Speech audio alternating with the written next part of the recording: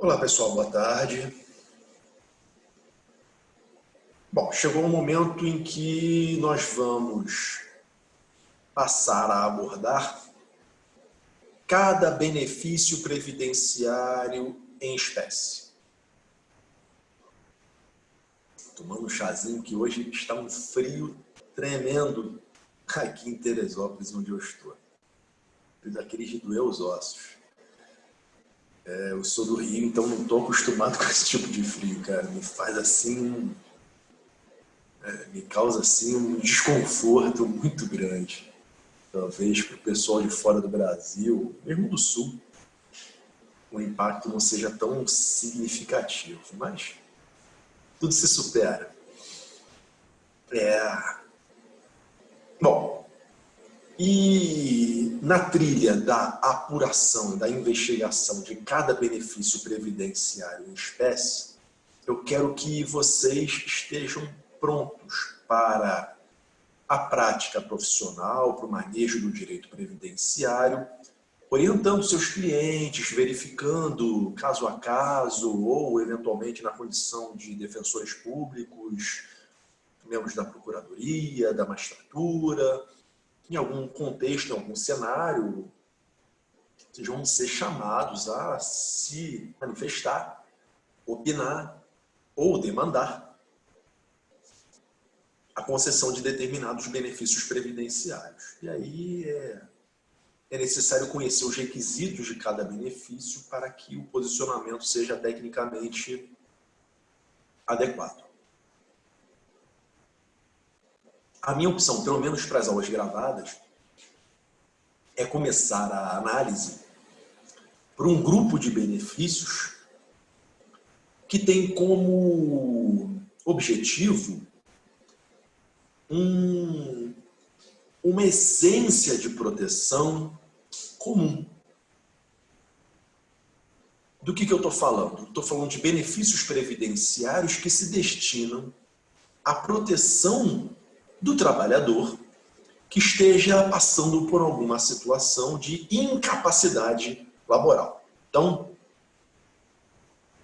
o nosso objetivo agora é abordar benefícios previdenciários que têm como escopo a tutela, a cobertura, a proteção dos segurados que estejam passando por alguma situação de incapacidade laboral. Esse risco social é um risco relevante, é um risco que coloca o trabalhador, o segurado, em uma situação de fragilidade, de hipossuficiência, o deixa numa situação vulnerável e, portanto, merecedora de proteção, da cobertura, da tutela previdenciária que o Estado oferece com a entrega, com o pagamento dos benefícios que a gente vai estudar. Esses benefícios, pelo menos os dois que a gente vai começar a estudar agora, atendem a uma função comum. Que função? A função de substituição do salário ou de substituição da renda, num sentido mais amplo, do trabalhador, enquanto ele estiver impedido de exercer a sua atividade habitual, de obter pelo fruto do seu trabalho os meios de subsistência que a renda proporciona. Eu estou usando benefícios no plural por quê? Porque existem dois benefícios previdenciários que tutelam esse risco social. A incapacidade laboral é protegida por dois diferentes benefícios previdenciários. Que benefícios são esses? O primeiro benefício que protege o trabalhador contra a incapacidade laboral era tradicionalmente chamado de auxílio-doença. Com a emenda constitucional 103 e com os regulamentos que já se sucederam à a promulgação da emenda, a designação do benefício muda. A partir da emenda 103, o INSS passa a chamar o benefício de auxílio-doença de benefício de auxílio por incapacidade temporária. Então, esse é o primeiro benefício que se presta à cobertura da incapacidade laboral. E qual é o segundo benefício, já que são dois? O segundo benefício era chamado de aposentadoria por invalidez. E desde a emenda 103 de 2019, desde a reforma da Previdência, o INSS passa a usar uma outra designação, passa a usar a expressão aposentadoria por incapacidade permanente. Agora, tenham atenção, se você consultar a Lei 8.213, as expressões tradicionais ainda estão lá. O auxílio-doença ainda está no artigo 59 da Lei 8.213, a aposentadoria por invalidez ainda está no artigo 42, se eu não estou enganado, da Lei 8.213. Essa mudança de designação vai ser gradativa, ela é impulsionada, ela é inaugurada pela Emenda Constitucional 103, mas a gente sabe que ainda vai levar um tempo para a expressão nova, para as expressões novas pegarem na prática. A gente tem décadas de um costume de designação desses benefícios à moda antiga, e esse tipo de coisa não muda da noite para o dia. Então, por enquanto, eu acho que não é ainda um erro técnico grave você chamar o auxílio por incapacidade temporária de auxílio-doença. Nem é um erro muito grave chamar a aposentadoria por incapacidade permanente de aposentadoria por invalidez. E eu mesmo vou me permitir cometer esses erros. Porque, veja só, eu estou na procuradoria há 15 anos. Eu há 15 anos uso as expressões tradicionais, auxílio-doença, aposentadoria por invalidez. Então, faz assim, vem no automático, vem no sangue, vem no... Você respira, pensa e sai. Embora hajam designações oficiais novas, e seja preferível que se usem as designações oficiais novas, por enquanto, eu acho que ninguém deve ser penitenciado pela utilização das expressões tradicionais, das antigas. Tá? Pois bem, o que eu pretendo fazer em caráter metodológico? Eu pretendo abordar com vocês o que esses benefícios têm de comum, o que eles têm de semelhante, para depois tratar o que eles têm de específico, de peculiar, de diferente. Tá bom? Vamos lá. Vamos, nesse vídeo mesmo, começar a tratar das questões comuns, das semelhanças entre o auxílio por incapacidade temporária e a aposentadoria por incapacidade permanente. Então, a gente vai tratar das semelhanças entre auxílio-doença e aposentadoria por invalidez. Primeira semelhança é o risco social que está em proteção. É o risco social tutelado. Em caráter geral, ou em linhas gerais, o que se pretende proteger com os dois benefícios é a situação do segurado que está numa condição de incapacidade laboral. É a perda da capacidade para trabalhar. A pessoa está impossibilitada de trabalhar, de tirar o ganha-pão do seu trabalho. Isso pode acontecer por N razões. Porque pegou um coronavírus, contraiu o Covid-19, e aí está enfermo, está internado, está no CTI, um acidente de trânsito, um acidente de trabalho, um acidente doméstico, uma doença infecto-contagiosa, enfim. uma condição de saúde desfavorável ao exercício do trabalho. Dengue, chikungunya, gripe, fratura, enfim. Não faltam exemplos. Tá bom. De que maneira a Previdência Social responde a esse risco? Substituindo a renda do trabalhador por um benefício previdenciário, que pode ser o auxílio por incapacidade temporária ou a aposentadoria por incapacidade permanente. E o que esses benefícios têm em comum? Primeiro ponto. Em regra, os dois benefícios exigem cumprimento de carência. Você já sabe o que é carência. Já sabe que é uma exigência legal, prevista no artigo 24, no artigo 25 da Lei 8.213, de um número mínimo de contribuições prévias do segurado à Previdência Social. Então, para ter direito ao auxílio-doença, ou para ter direito à aposentadoria por invalidez, para os dois benefícios, a exigência é igual. Exige-se do segurado um número mínimo de 12 contribuições mensais prévias.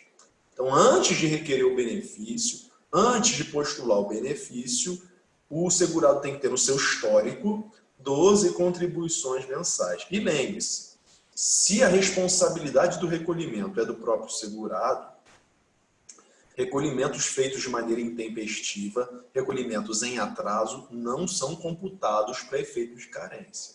Nós já estudamos isso na nossa aula sobre carência. Ok? Então, em regra,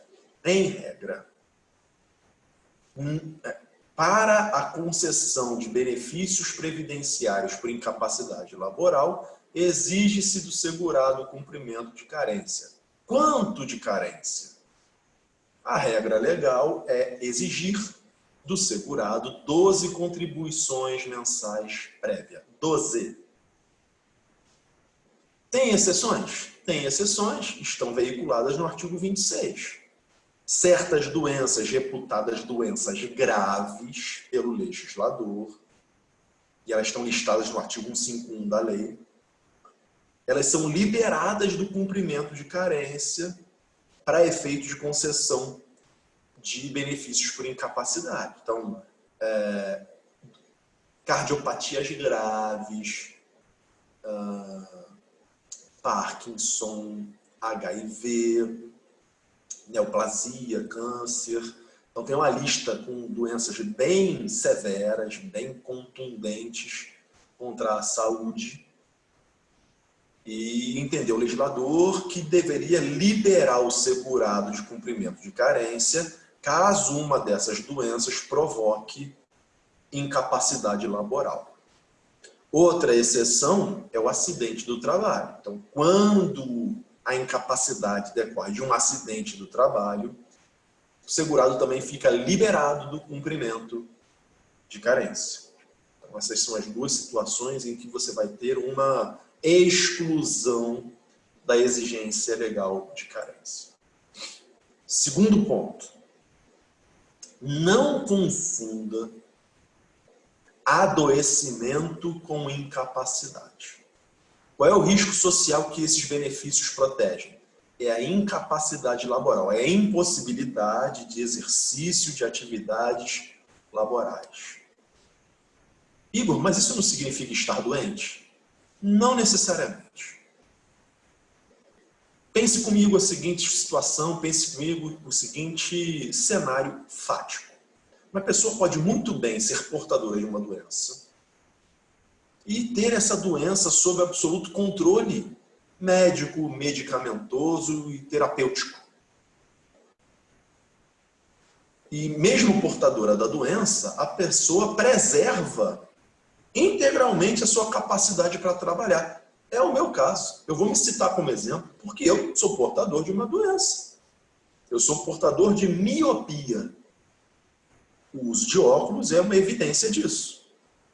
Então, todo ano eu vou ao meu oftalmologista, acompanho a evolução. Beleza? Eu tenho miopia e astigmatismo. Então, sem os óculos, eu não enxergo bem. Eu vejo ali, embora não seja um grau muito alto, mas dificulta. Então, eu vou lá ao médico, ele preceita os óculos, faz a prescrição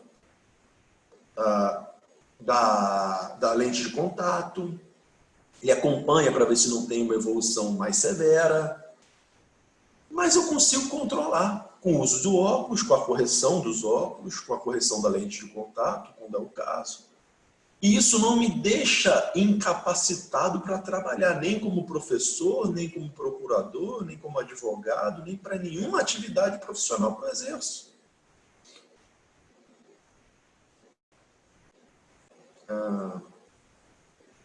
Também posso citar como exemplo a situação de pessoas que têm ou que são portadoras de epilepsia.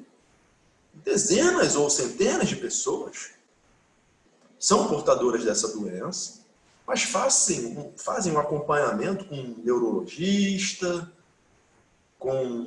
às vezes, com outras especialidades médicas, e aí tomam lá o anticonvulsivo, tomam lá o trileptal, oxicarbazepina, carbamazepina, tem uma série de fármacos, de medicamentos, que controlam a eclosão dos sintomas da doença. E a pessoa não convulsiona, não tem nenhuma perturbação mais séria da sua condição física e consegue trabalhar normalmente. O recente exemplo aí do corona, é muito comum que a pessoa contraia o vírus e apresente sintomas brandos, ou não apresente sintoma nenhum, seja assintomática, e continue tendo capacidade laboral normal, embora, nesse caso, a gente possa cogitar de uma necessidade de afastamento do trabalho para efeito de prevenção à disseminação da doença, usando as ferramentas de quarentena, isolamento, distanciamento social, enfim, o que for mais apropriado para cada caso concreto. O HIV assintomático, então, pode ser um outro exemplo.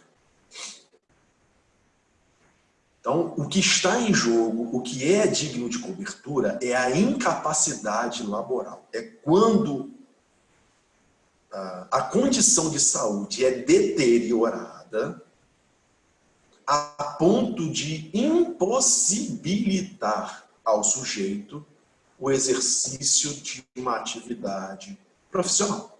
É isso que impõe ao Estado um dever de atuação protetiva via benefício previdenciário. Bom, como a gente está lidando com um sistema previdenciário que é assemelhado quanto à sua fórmula de funcionamento a um seguro social, fica bem delicada a situação de quem ingressa no sistema previdenciário já portador de uma doença. Isso acontece com muita frequência.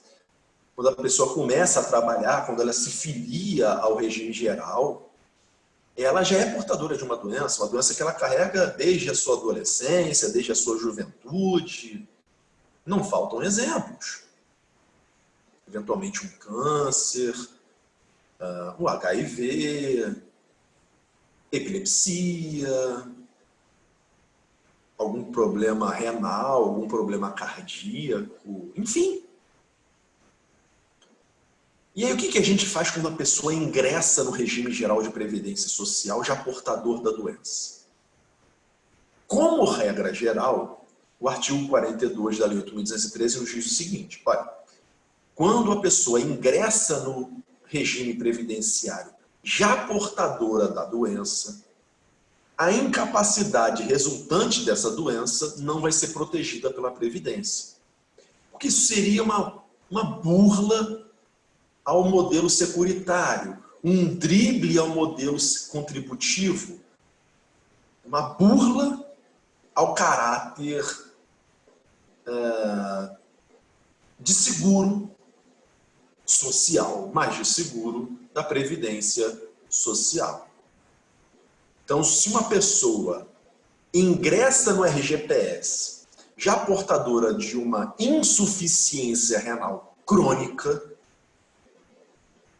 a eclosão da incapacidade por essa doença não lhe dará direito à obtenção de um benefício, seja de auxílio-doença, seja de aposentadoria por invalidez, por conta da pré-existência da doença em relação ao ingresso, à filiação do trabalhador ao regime geral de previdência social. Essa é a regra. Mas essa regra tem uma exceção. Que exceção é essa? Quando a pessoa ingressa no RGPS já portadora da doença, mas a incapacidade eclode depois desse ingresso, por conta de um agravamento dessa condição de saúde posterior ao ingresso. Então, vamos supor a situação de alguém que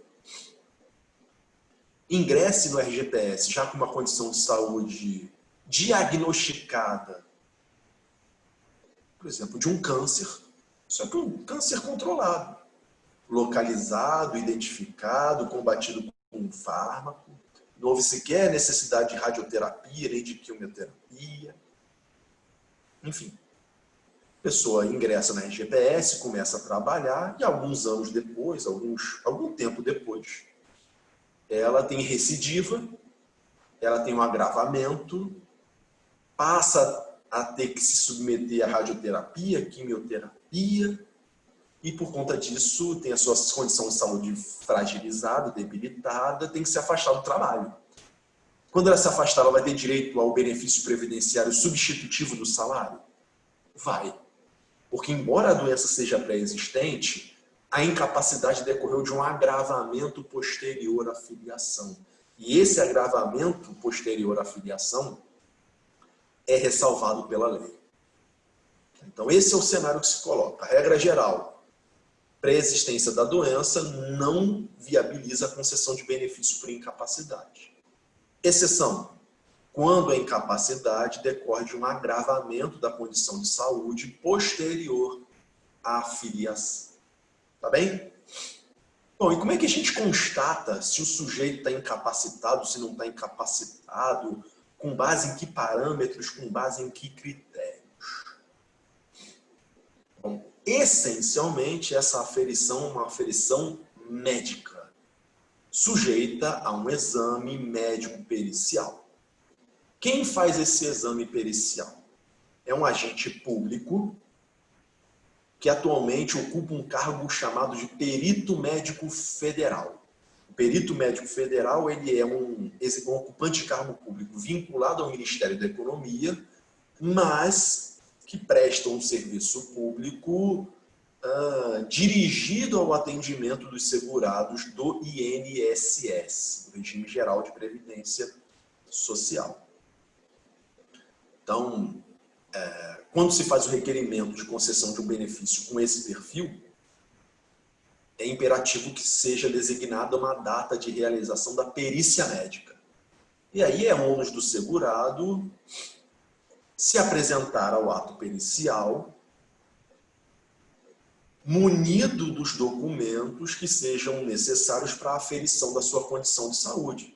Seus exames, exames de imagem, exame de sangue, exames clínicos, exames, enfim, ressonância magnética, raio-x, exame de sangue, o que ele tiver ao seu alcance para evidenciar ao perito que a sua condição de saúde não lhe permite o exercício do seu trabalho. E aí o médico fará a avaliação com base em critérios técnicos, científicos, próprios da medicina. É possível, a lei permite, que nesse ato pericial o segurado se faça acompanhar por um médico, que a lei chama de médico assistente, da sua confiança. Só que o médico assistente, ele acompanha o ato. Ele não decide, ele não emite um laudo final determinante para a solução, nem para a concessão, nem para o indeferimento do benefício. Ele simplesmente acompanha. Ele pode auxiliar a condução do ato, mas quem conduz o ato pericial é o perito médico oficial, o perito médico federal. Tá? É evidente que a população de baixa renda, em geral, não tem condição econômica nenhuma de comparecer ao exame pericial junto ao INSS acompanhado por um médico assistente da sua confiança. Isso, em termos práticos, é quase inimaginável para as pessoas, para os segurados em condição econômica menos favorecida. Bom, e aí como é que funciona a avaliação pericial? Quais são os seus aspectos procedimentais? Feito o requerimento administrativo de concessão do benefício, o INSS agenda uma data para o exame pericial. O segurado, como eu disse, comparece ao ato sob pena de indeferimento do benefício, munido dos documentos que tivesse à sua disposição para a elucidação da sua condição de saúde. A partir daí, o perito médico federal conclui a aferição pericial, emitindo um laudo que será anexado ao processo administrativo e será determinante para a concessão ou o indeferimento do benefício pretendido. Se o laudo pericial for negativo, ou seja, se o perito médico não se convencer de que o segurado está incapacitado para o trabalho, existem ferramentas de impugnação. O segurado pode requerer a reconsideração, pode interpor recurso administrativo, enfim, tem ao seu alcance ferramentas procedimentais para impugnação na via administrativa ou na via judicial.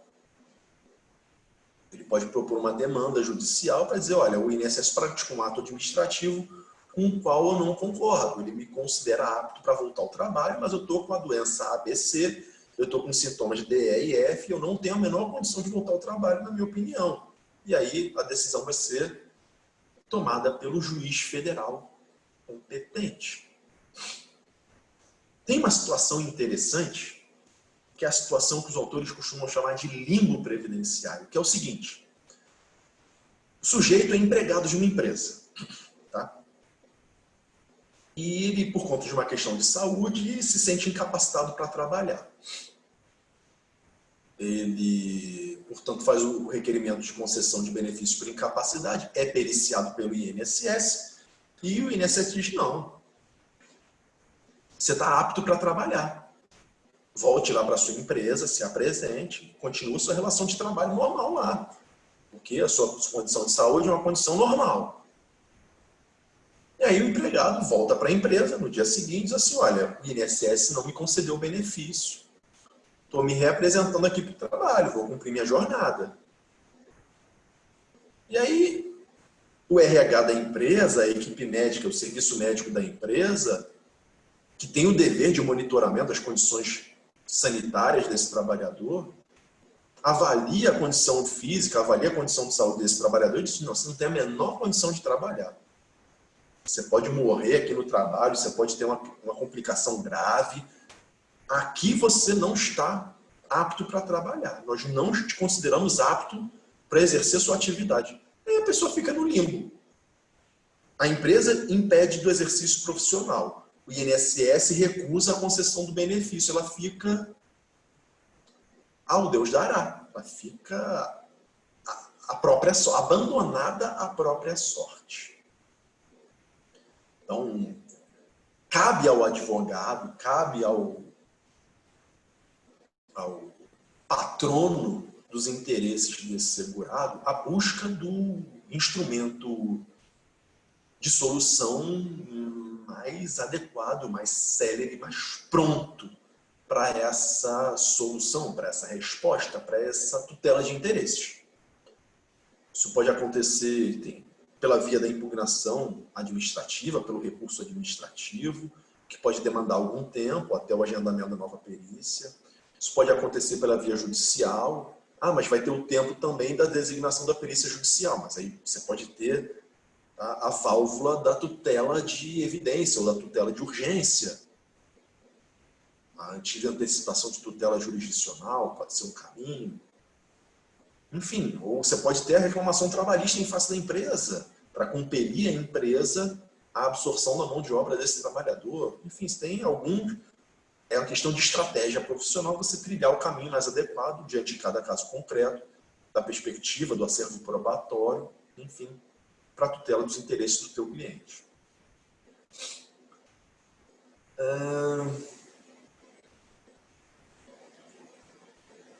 Além disso, tem ganhado muito fôlego, tem ganhado muito relevo uma tendência da doutrina e da jurisprudência de ampliação do espectro de análise. Tradicionalmente, esses benefícios são analisados pelo ângulo médico, perícia médica, avaliação médica. Mas de um tempo para cá, tanto a doutrina como a jurisprudência têm se inclinado a ampliar os aspectos analíticos. Para dizer o seguinte, olha, não dá para se limitar à avaliação médica. A avaliação médica é importante, ela é insubstituível, mas ela não é o único mecanismo de verificação da capacidade laboral de um trabalhador. Para essa verificação, devem ser agregadas outras vias de análise. E aí você passa a adotar outros parâmetros de análise, biopsicossociais, bio de biológicos, psico de psíquicos e sociais relacionados à participação social do sujeito no grupo coletivo que ele integra. Como assim? Eu não estou entendendo. Para afirmar que um sujeito é capaz ou incapaz de exercer atividade laboral, não basta uma avaliação médica, não basta uma avaliação clínica. É preciso checar suas condições biológicas. Por exemplo, qual é a idade desse segurado? Qual é a sua condição biológica? Qual é o seu peso? Qual é a sua altura?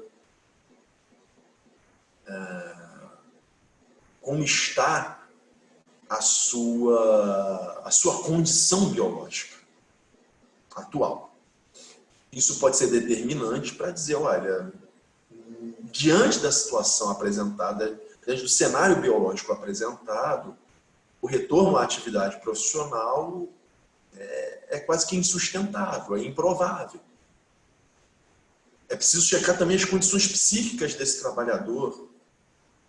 Pense em uma pessoa que tenha sofrido um trauma por uma determinada ocorrência, a pessoa sofreu um sequestro, sofreu um assalto, teve uma arma empunhada contra a sua cabeça, sofreu um acidente de trânsito, sofreu um acidente de trabalho, sofreu bullying, sofreu assédio moral, assédio sexual, enfim, N coisas podem ter acontecido com esse trabalhador de maneira a perturbar a sua condição psíquica. E isso pode ser determinante para contraindicar o seu retorno ao trabalho, pelo menos o retorno imediato. Então, a condição psíquica desse trabalhador é importante, tem que ser colocada em relevo também. As condições sociais também. Se ele é alfabetizado, se é analfabeto, qual é o seu nível de escolaridade, o seu histórico, o seu currículo, a sua condição familiar, o lugar onde mora, o grau de segregação, se é morador de rua, se tem casa própria, estrutura familiar, enfim, N questões devem ser colocadas. Então, vou colocar um exemplo prático para vocês. Pense na condição de duas pessoas que tenham hipertensão arterial. Hipertensão, doença muito comum. Inclusive, meu pai tem. Hipertenso, toma lá um remedinho e tal. Controla, legal. Mas pense em duas condições diferentes. Uma pessoa, a mesma doença, hipertensão arterial. Uma pessoa tem 40 anos, estudou em boas faculdades, família estruturada, boa condição atlética, bom vigor de saúde,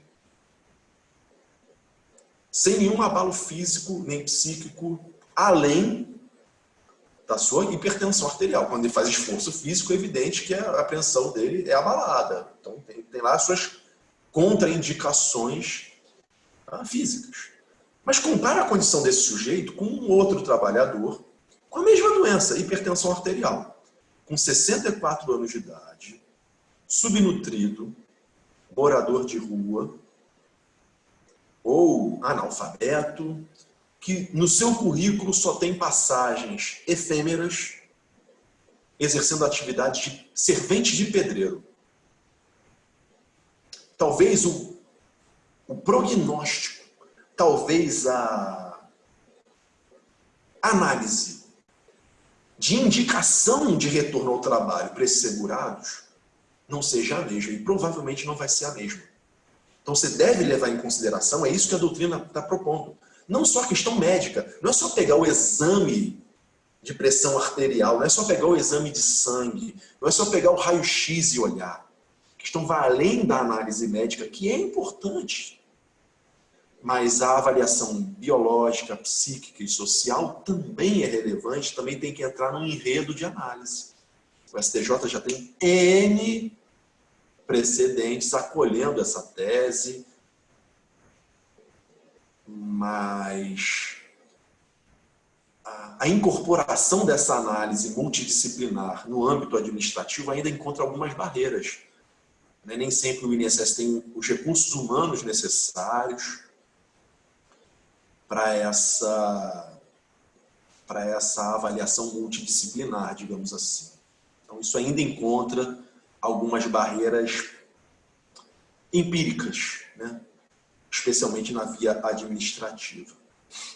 E por vezes, e aí para encerrar esse vídeo, a avaliação pericial conclui que o segurado esteja incapacitado para um perfil de trabalho X, mas ele pode ser adaptado e reabilitado para uma outra atividade profissional Y. E aí a gente começa a falar do primeiro serviço profissional, do primeiro serviço previdenciário, que é o serviço de reabilitação profissional, que está no artigo 89. É um serviço pelo qual o INSS provê ao segurado os mecanismos de treinamento, adaptação, se for o caso, fornecimento de órtese, prótese, enfim. É um serviço pelo qual o INSS viabiliza para o segurado o reingresso no mercado de trabalho para o exercício de uma outra ocupação, diferente da sua ocupação profissional anterior. Então, uma pessoa que tenha sofrido, por exemplo, uma mutilação, talvez não possa continuar trabalhando na construção civil, mas pode ser readaptado e reabilitado, por exemplo, para porteiro num condomínio residencial urbano, para operador de telemarketing. Enfim, aí é uma questão de caso a caso. A indicação de reabilitação profissional também tem que ser uma indicação multidisciplinar, apreciativa de cada caso concreto, do currículo de cada segurado, escolaridade, enfim, das chances de reinclusão, das ofertas de treinamento. Muitas vezes o INSS faz convênios com outras entidades. Sistema S é muito comum, SESI, Senai, CETICET, SESC, é muito comum. E ao final do processo de reabilitação, o segurado recebe um certificado, CRP, e passa a pleitear e considera-se apto para buscar no mercado de trabalho uma recolocação profissional na nova atividade profissional. Inclusive, existe uma cota, uma reserva de cotas para as empresas, a depender do número de empregados do seu quadro, para pessoas reabilitadas, portadoras de deficiência e reabilitadas. Tá? Enfim, esse vídeo ficou longo demais. Na próxima gravação a gente volta a falar desses benefícios por incapacidade. Até breve.